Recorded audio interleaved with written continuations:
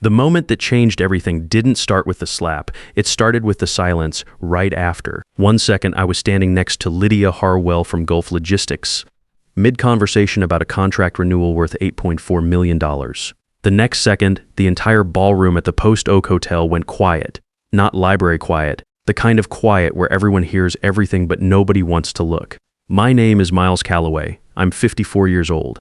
For 11 years, I built the supply chain operations at Halloran Supply Group from a 2-person team into the backbone of the company's domestic revenue. I stayed late because the work mattered, not because I was trying to impress anyone. The gala was supposed to celebrate that work. Instead, Tori Ren walked over, cut straight into a conversation she had no business interrupting, said something in front of our client that wasn't accurate, and when I calmly corrected her, she slapped me across the face. Not hard enough to knock me down, hard enough that the room noticed. I didn't move, I didn't raise my hand to my face. I finished my sentence to Lydia, excused myself, and walked off the floor. That was the night I stopped protecting Tori Ren and started protecting myself. Look, I need to back up because none of this makes sense without understanding who Tori Ren was and how she got there. Tori joined Halloran Supply Group 6 months before the gala. Her father, Donovan Ren, announced it in a quarterly leadership meeting. She'll be rotating through departments, he said. Learning operations from the inside. That was the phrasing, from the inside. What it actually meant was, she already had a title, a corner office larger than mine, and authority over people who'd been at this company longer than she'd been alive, junior strategy director. Sounds harmless until she starts using it. She wasn't incompetent. I want to be clear about that, because that would have been easier to deal with. She could read a balance sheet. She understood market positioning. She knew how to walk into a room and make people feel like she was in charge. What she didn't understand was that confidence without accuracy is just noise, and in supply chain operations, noise costs money. In our second meeting together, she looked at a distribution forecast I'd finalized for a partner in Dallas, tapped the page, and said, "Bump the numbers up 15%. It signals growth to the client." I told her the logistics network couldn't support that volume for another 2 quarters. She said, "Make it look like it can." Perception matters. I nodded, went back to my desk, adjusted the language and not the numbers, and sent the corrected version to the client before she could follow up. She never noticed that became the pattern. She'd overpromise. I'd quietly fix it. She'd skip compliance review. I'd loop Paige Dunmore back in before anything got signed. She'd cut corners on a risk disclosure. I'd restore it and copy legal without making a scene. I kept telling myself it was temporary, that she'd find her footing, that Donovan would course correct her before it became a real problem. I was wrong about that. One afternoon, maybe 3 months in, she leaned back in her chair after a meeting and said, "My father built this company. I'm going to run it one day." I said, "That's a reasonable goal. Leadership takes time to earn." She smiled. But there was something sharp behind it. "Not in every case," she said. I walked away from that conversation with a feeling I didn't like. A few days later, I passed Donovan's office and heard raised voices through a door that wasn't fully closed. Donovan's tone was lower than usual. "You don't prove yourself by pushing people around, Tori." She shot back. "You got handed this company, Dad. I shouldn't have to earn what's already mine." There was a long silence after that. When I walked away, I understood something clearly. This wasn't just a young person with an attitude problem. This was a daughter who had been told in some way or another, her whole life, that the throne was already reserved. Donovan pulled me aside after a rough finance meeting that week. "Be patient with her," he said. "She's still adjusting." I told him I was being patient. What I didn't say was that patience has a limit, and I was getting close to it. Here's the thing about covering for someone at work. You tell yourself you're protecting the company, but after a while you realize you're just delaying the consequences and letting them build up. Every fix I made quietly, every compliance flag I smoothed over, every overpromise I walked back before it blew up, I was making it easier for her to keep going. And she kept going. About 6 weeks before the gala, the emails started changing in tone. One morning, I opened my inbox and found a message from Tori. "Revise the delivery timeline upward. We'll correct it later if the numbers don't hold." I replied that we couldn't promise capacity we didn't have. She wrote back, "Then make it accurate. That's what a real operations team does." A week after that, she forwarded me a compliance report with 3 risk disclosures removed. The note at the bottom said, "These slow deals down. Send it without them." I didn't send it. I restored the disclosures and quietly copied Paige Dunmore. No drama, no reply to Tori, just a clean document sent through proper channels. Then came the call from Lydia Harwell. She was calm, but direct. "Your junior director quoted figures in our last review session that don't match what's in the contract, Miles." I told Lydia I'd have corrected numbers to her by the next morning. After I hung up, I sat still for a minute. This was no longer aggressive management. This was exposure. And exposure doesn't stay in one place.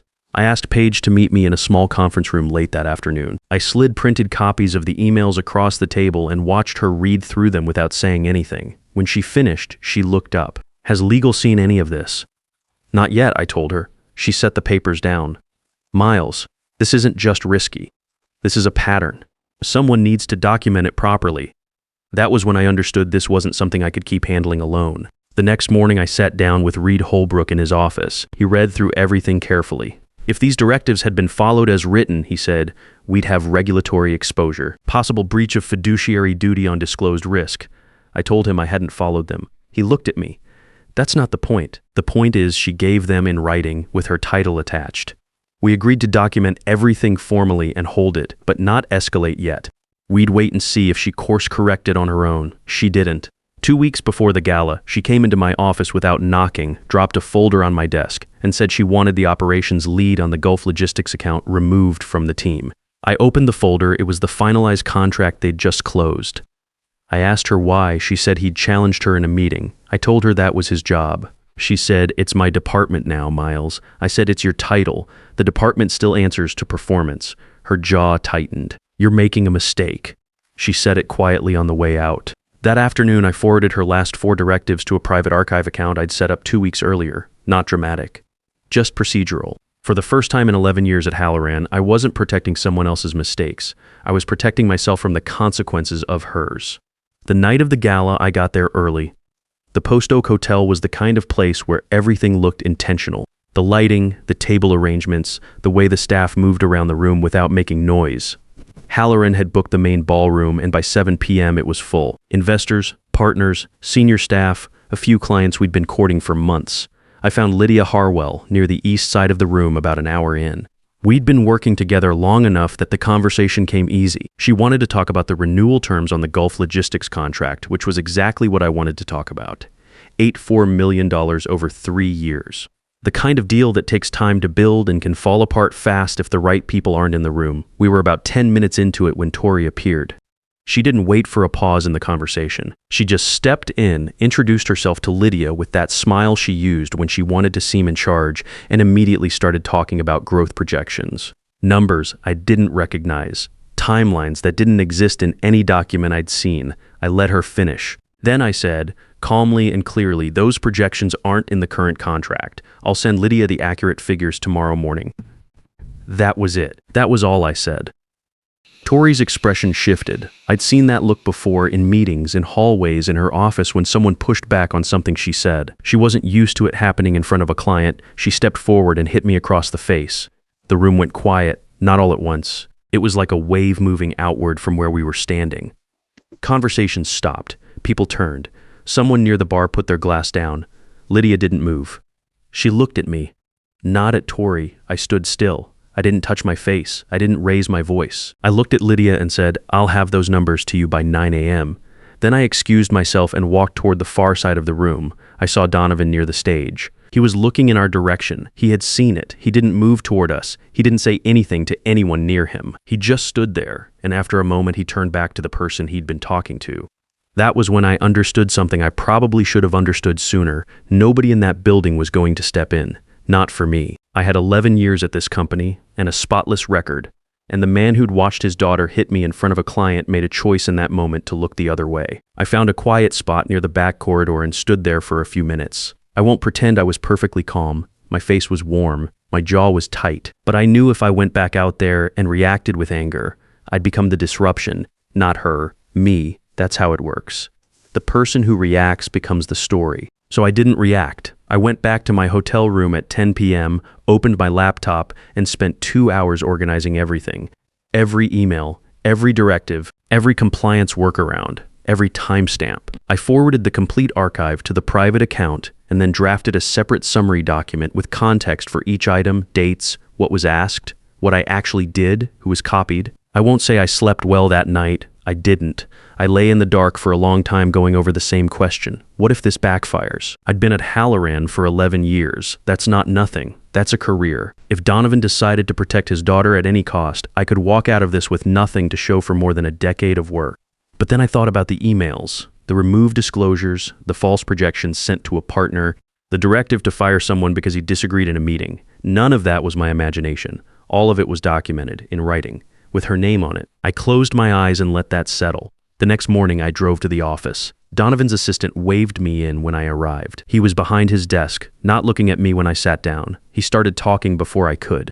"Miles, given what happened last night, I think it's best if we—" I held up a hand and said, "Check your inbox first." He looked up, then he opened his laptop.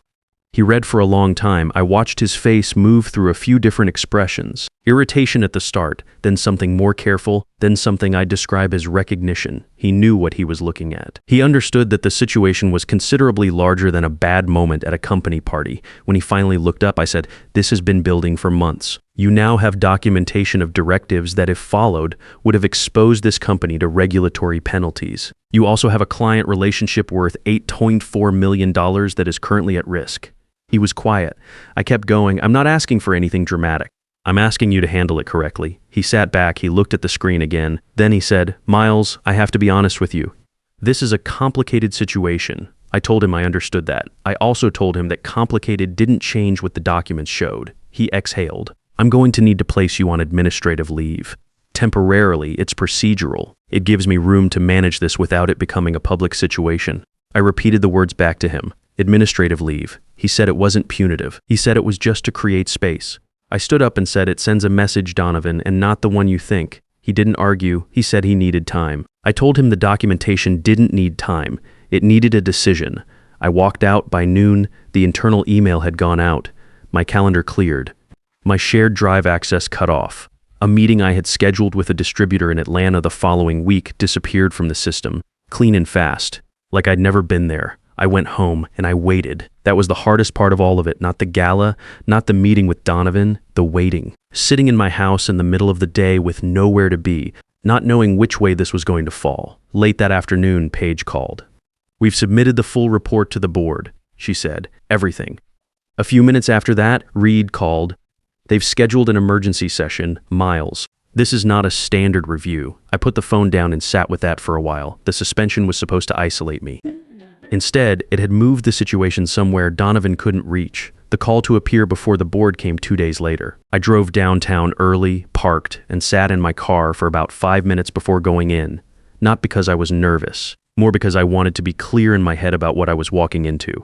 This wasn't a performance. I didn't need to be the angriest person in the room or the most polished. I just needed to be accurate. The conference room on the 32nd floor had 12 directors already seated when I arrived. No small talk, no coffee being offered around. Tobias Farrell, the board chairman, sat at the head of the table. Donovan was near the far end. Tori was beside him, posture rigid, eyes straight ahead. Tobias opened without preamble. "We've reviewed the compliance submission. We have questions, and we'd like clarification on several items." Paige went first. She walked through the documentation methodically. Dates, email threads, specific directives to alter delivery forecasts, remove risk disclosures, bypass standard review procedures before contracts were signed. She didn't raise her voice. She didn't offer opinions. She just laid out what the record showed, item by item. Reed followed. If these directives had been executed as written, the company would have faced regulatory exposure on at least 2 active contracts. There is also a question of breach of fiduciary duty regarding the disclosed risk addendums that were removed. Tori leaned forward before he finished. "That's an exaggeration. I was pushing the team toward growth targets. Miles has been undermining my authority since my first month here." She looked at me directly. He never accepted that I was brought in to make changes. I looked at the table in front of me and addressed the board. Every email in that submission is unedited. The timestamps are original. You can verify them against the server logs. A director across the table said, "We already have." Tori shifted in her chair. "This whole thing is political. He built this documentation to use against me." "That's not whistleblowing. That's sabotage." One of the directors, a woman named who'd been quiet until that point, said the emails predate the Gala incident by several months.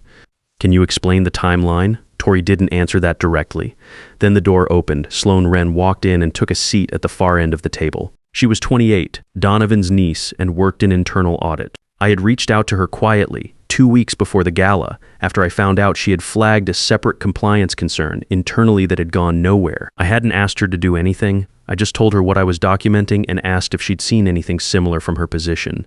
She said she had. When Paige submitted the report to the board, she included Sloane's name as a potential witness. The board had contacted her directly. Donovan saw her walk in and something changed in his face, not anger, something quieter than that. The look of a man who suddenly realizes the walls are not where he thought they were. Sloane spoke clearly. She confirmed she had observed several of the directives referenced in the report during the course of her internal audit work. She had flagged 2 of them through proper channels. Neither flag had resulted in any action.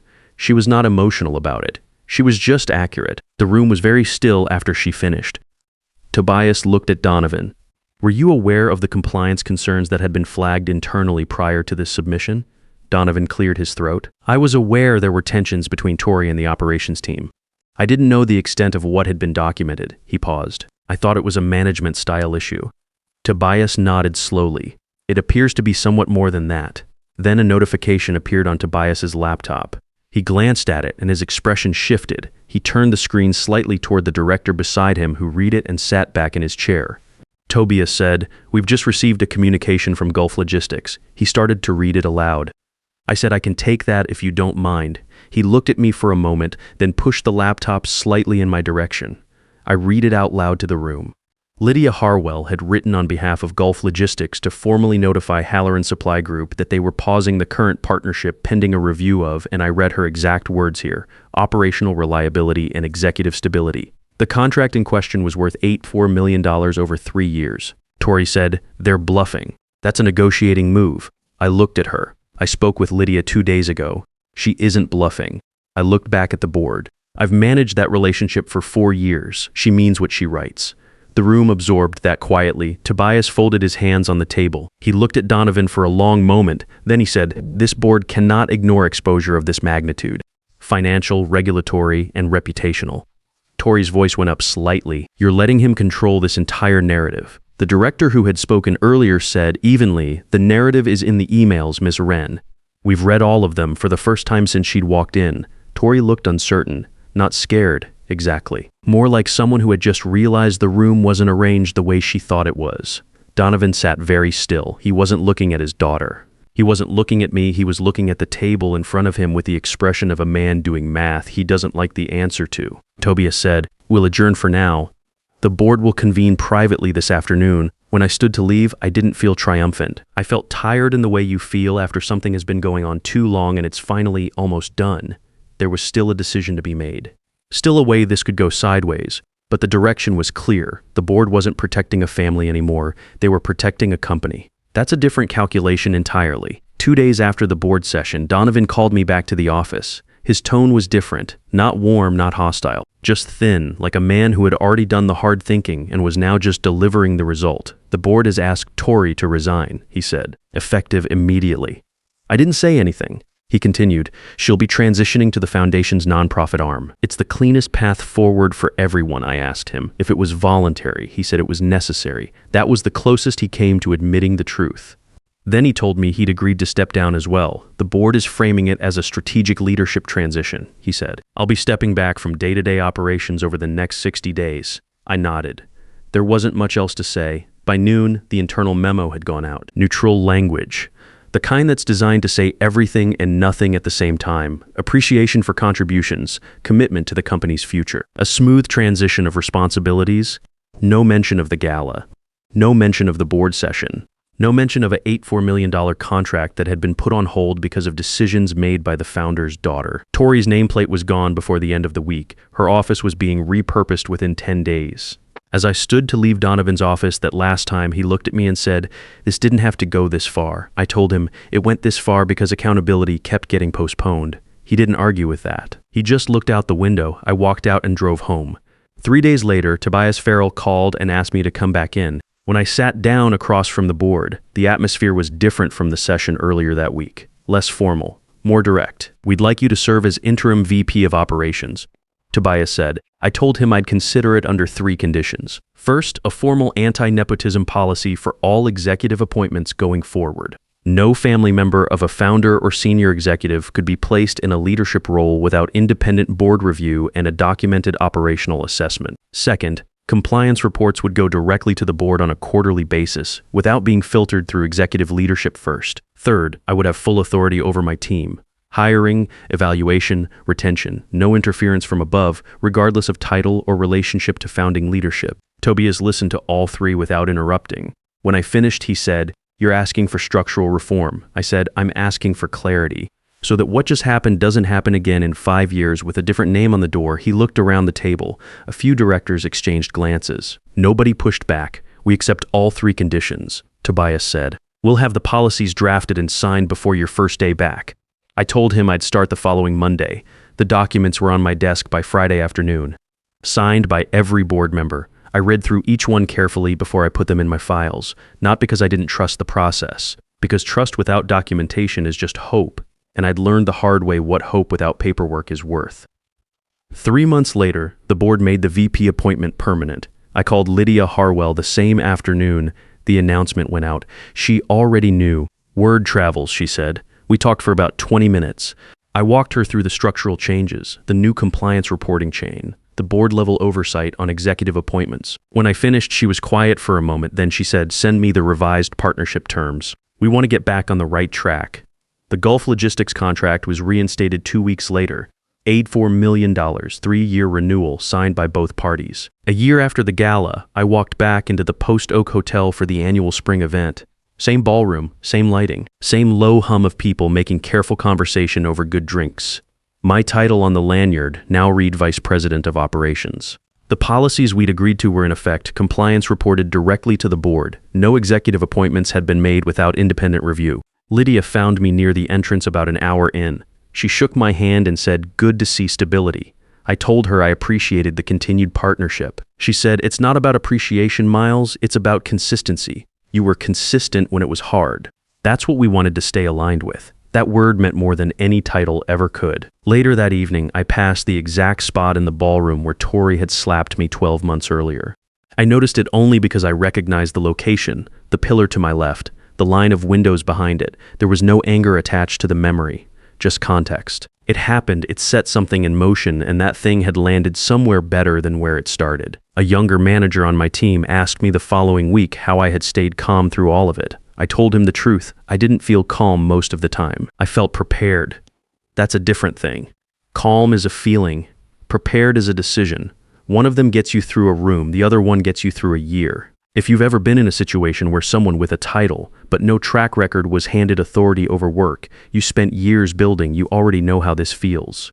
You know, the specific frustration of watching corners get cut while you're the one quietly fixing the damage. You know what it's like to have the person above you look the other way because the math of family is easier than the math of accountability.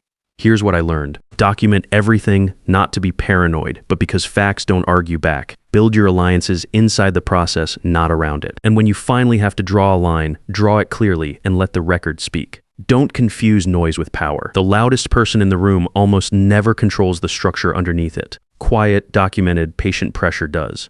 That's the only revenge worth having.